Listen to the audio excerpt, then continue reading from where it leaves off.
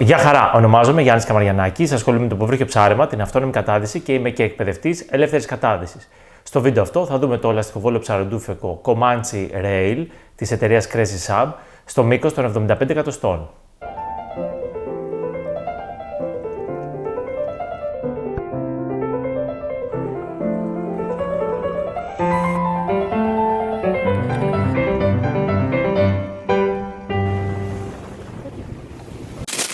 Στη συσκευασία βλέπουμε το όπλο, το οποίο είναι έτοιμο αρματωμένο για ψάρεμα με μπετονιά, κάποιες οδηγίες χρήσης για όλα τα όπλα και λαστιχοβόλα και αεροβόλα της Crazy και ένα σημείωμα για την επιστροφή του προϊόντος. Το Comanche Rail πρόκειται για ένα λαστιχοβόλο κλασικό, θα έλεγα πια, της εταιρείας Crazy, με αυτή την κλασική λαβή της Crazy, η οποία κυκλοφορεί στην αγορά πολλά χρόνια, υπολογίζω γύρω στα 30 χρόνια, μπορεί και παραπάνω. Το θρυλικό Apache που είχε αυτή την λαβή.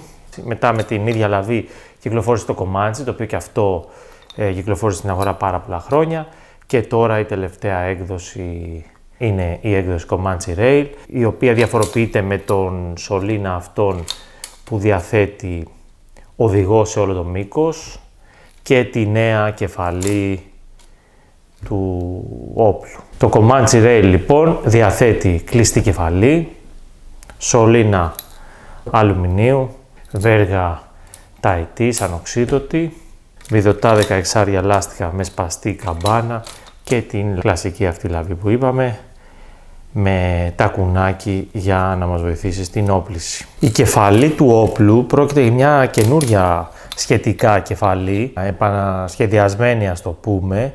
Θυμίζω ότι η παλιά κεφαλή του Comanche ήταν μία από τις κεφαλές οι οποίες είχαν, ας το πούμε, ένα κατασκευαστικό πρόβλημα, με αποτέλεσμα να σπάνε πολύ εύκολα. Έσπαγε αυτό εδώ το σημείο, το πλαστικό σημείο, η γέφυρα που λέμε, που ενώνει τα δύο ρακόρ πάνω στα οποία έρχεται και βιδώνει το λάστιχο. Η νέα αυτή κεφαλή φαντάζομαι λύνει αυτό το πρόβλημα, ενισχύοντας το σημείο που είχε πρόβλημα και αλλάζοντας λίγο έτσι την εργονομία της κεφαλής, έχοντας, βλέπουμε, και ένα δεύτερο σημείο για δεύτερο λάστιχο περαστό, μικρού όγκου, πολύ μαζεμένη κεφαλή, η οποία στο κάτω της μέρος έχει ένα ανοξίδωτο σύρματάκι που λειτουργεί σαν άγκιστρο και σαν οδηγός σκηνιού. Αν βάλουμε μουλινέ δηλαδή, το σκηνή θα περνάει από αυτόν τον οδηγό για να επιστρέψει στη βέργα. Βλέπουμε ότι η μπετονιά της βέργας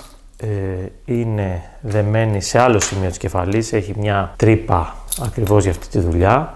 Εγώ ίσως να έδαινα τη βέργα στον οδηγό, στο συρματάκι δηλαδή το ανοξίδωτο. Από τη μάνα του πάντως έρχεται περασμένο στην άλλη τρυπούλα. Να βγάλουμε τη βέργα, να δούμε τον σωλήνα, ο οποίος έχει μήκος 75 εκατοστά, ίσως είναι, αν τον μετρήσουμε μέχρι αυτό το σημείο εδώ πέρα που κάνει τη ραφή, 77 εκατοστά μέχρι αυτό εδώ, ξαναλέω το σημείο. Έχει οδηγό σχεδόν σε όλο το μήκος, βλέπετε εδώ πέρα ότι κάνει ένα κόψιμο ο οδηγός, δηλαδή ο οδηγός συνεχίζεται πάνω στον πλαστικό αυτό κύλινδρο, ας το πούμε, στο οποίο το κάτω μέρος βλέπουμε αυτή τη συρταρωτή υποδοχή, πάνω στην οποία έρχονται και συρταρώνουν τα μουλινέ της εταιρείας Crazy. Ωραίος σωλήνας, είναι ο κλασικός σωλήνας, τον είναι 26 εσωτερικά χιλιοστών και 28 εξωτερικά, έχει πάχος δηλαδή γύρω στο 1 χιλιοστό. Αυτός εδώ ο πλαστικός ο κύλινδρος, στη δεξιά του και στην αριστερή του πλευρά έχει δύο σκηνοπιάστρες τύπου κορκοδιλάκι, με βιδούλα δηλαδή, έρχεται και σφινώνει εδώ πάνω αν θέλουμε η μπετονιά. Και περνάμε στη λαβή, η οποία λαβή έχει κλασικό μηχανισμό. Γενικά η σκανδάλη αποτελείται από πλαστικά ως επιτοπλίστων μέρη και η ασφάλεια το ίδιο. Ασφάλεια που μπαίνει με τον δείκτη του δεξιόχειρα και βγαίνει με τον αντίχειρα. Μεγάλη ασφάλεια, εύκολα διαχειρίσιμη. Και βλέπουμε ότι διαθέτει και αυτήν εδώ τη μηχανική σχηνοπιάστρα, η οποία είναι σε ευθεία γραμμή, δεν είναι πλαϊνή δηλαδή.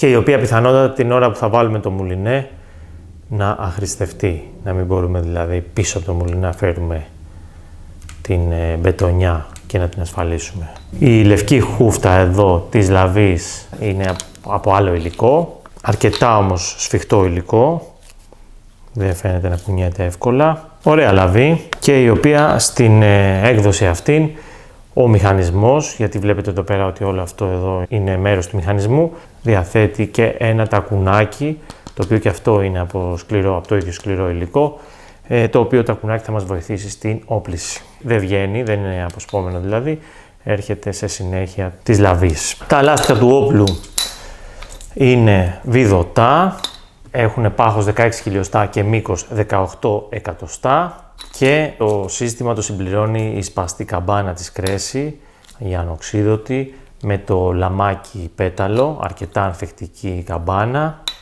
σε συνδυασμό με τη βέργα, η οποία βέργα είναι 6,5 χιλιοστών, το μήκος της είναι 115 εκατοστά, είναι βέργα tie-tees, έχει δηλαδή ένα φτεράκι από πάνω, το οποίο έρχεται και ανοίγει εντελώς κάθετα. Το έχω ξαναπεί, μου αρέσουν τα φτεράκια που τερματίζουν κάπου εδώ. Αυτό τερματίζει τελείως κάθετα και ίσως θα το προτιμούσα να ήταν το φτεράκι λίγο πιο μέσα. Βλέπετε δηλαδή ότι σε αυτό το σημείο το ψάρι πιθανότατα, και αν μιλάμε για ένα μεγάλο ψάρι, θα μπορεί να βγει και από αυτό το σημείο της βέργας. Οπότε αν αυτό το φτεράκι ήταν λίγο πιο μέσα, θα λειτουργούσε καλύτερα το μπροστινό σημείο της βέργας, ώστε να μην μπορεί το ψάρι να ξεκαμακωθεί. Ωραία βέργα, ανοξίδωτη κατά τα άλλα, με μία τρυπούλα πίσω στο τέρμα της ουράς και στην οποία τρυπούλα βλέπουμε ότι είναι ήδη αρματωμένο με λεπτή μπετονιά τύπου ρακετόνυμα. Η τιμή του στον τιμοκατάλογο του 2024 είναι 140 ευρώ. Είναι μια καλή, θα έλεγα, τιμή. Είναι αυτό που λέμε ένα συμβατικό όπλο. Έχει δηλαδή το σωλήνα του αλουμινίου, έχει τη βέργα την ανοξίδωτη με εγκοπές. Τα λάστιχα είναι βιδωτά, λεπτά σχετικά, γρήγορα λάστιχα και εύκολα στην όπληση. Αντίστοιχα και η βέργα των 6,5 χιλιοστών είναι μια ανθεκτική και γρήγορη σχετικά βέργα. Είναι μια συμβατική βέργα, δεν είναι ούτε πολύ λεπτή, ούτε πολύ χοντρή. Και η τιμή του όπλου στα 140 ευρώ νομίζω ότι είναι μια καλή τιμή για ένα όπλο ιταλικής κατασκευής της Cressy, το οποίο έχει καλή ποιότητα κατασκευής, έχει καλό φινίρισμα.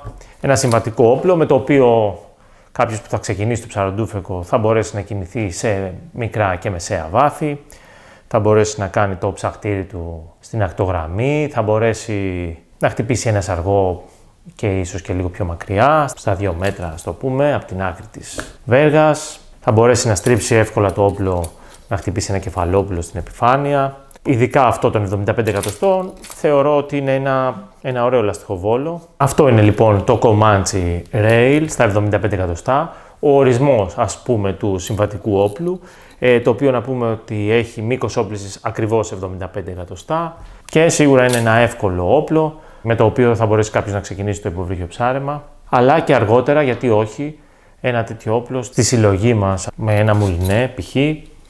Θα μπορέσουμε να το χρησιμοποιήσουμε για χειμωνιάτικο ψάρεμα στα ριχά, πιθανόν και για κάποιο ξεβράχωμα στα βαθιά. Ελπίζω να σας άρεσε το βίντεο, να είστε καλά!